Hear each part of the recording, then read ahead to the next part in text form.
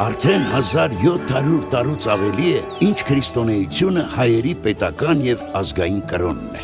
Բայց ինչ է քրիստոնեությունը։ Ինչու է այն այդքան կարևոր մեզ համար։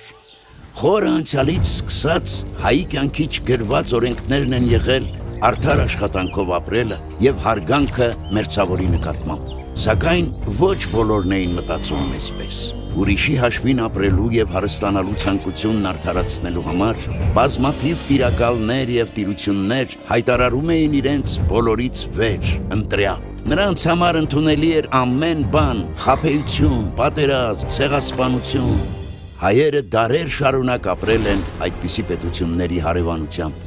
բայց միշտ ըմբոստացել են բռնության ու անմարդկայնության դեմ։ Ազատատենչ Հայաստանը ամեն գնով փորձում էին թուլացնել, տարածելով հայերի մեջ խորթ վարքեր ու կասկածելի գաղափարներ, օտարածին պաշտամունքներ։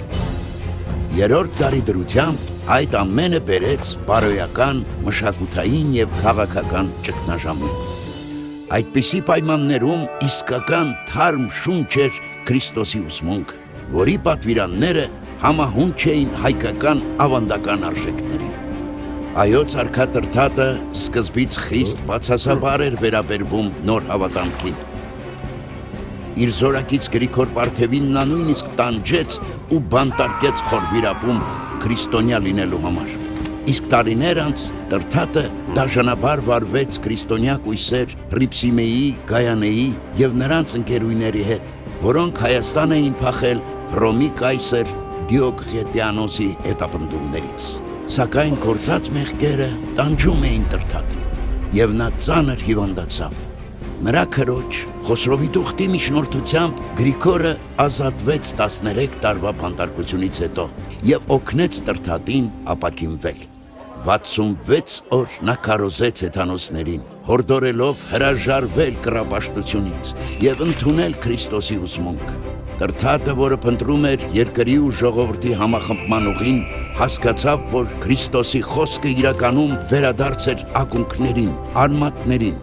և որ հենց նա է դառնալու հայոց աշխարհի ուղեցույց աստղը։ 301 թվականին Տրդատը արքունիքի և ժողովրդի հետ մկրտվեց Արածանի գետում ու հռչակեց քրիստոնեությունը Հայաստանի միակ և ճշմարիտ կրոնը, առաջինը աշխարհում։ Գրիգորը կոչվեց լուսավորիչ և դարձավ Հայաստանի առաջին կաթողիկոսը։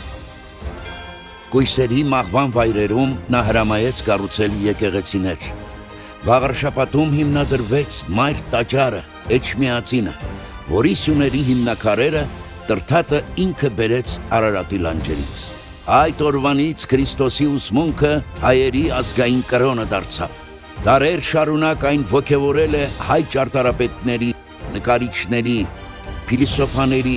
միավորել և առաջնորդել է հայությանը։ Ճիշտ է, հայերից հետո քրիստոնեությունն ընդունեցին նաև այլ երկրներ ու ժողովուրդներ, բայց շատերը այն սկսեցին շահագործել սեփական ընչաքաղցությունն ու մարդկության դեմ գործած հանցագործություններն արդարացնելու համար։ Իսկ հայ ժողովուրդը, չնայած իր բարդ ճակատագրին, վայրագություններ չգործեց այլոց նկատմամբ, չդարձավ ստրկատեր, չչարացավ և սերնդեսերունդ պահպանեց Քրիստոսի գլխավոր պատվիրանները՝ սերը մերձավորի նկատմամբ, ազնվությունն ու արդար աշխատանքի կարևորությունը, այն ամենը, ինչ հայ ժողովրդին ժառանգել էր դեռևս Հայկ Նահապետը։